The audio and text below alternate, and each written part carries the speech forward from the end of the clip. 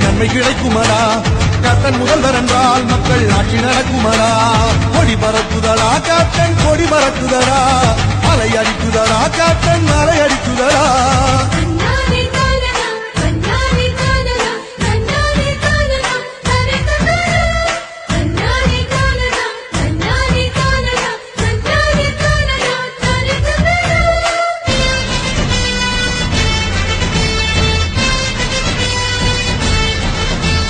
captain என்று சொன்னால் புது சக்தி பிறக்குமடா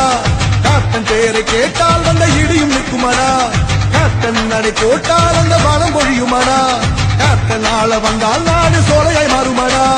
கொண்டனை அந்நியன் போல் அவர் எண்ணியதில்லையடா அவர் சொந்த செலவினிலே கல்வி சாலை தந்தவரடா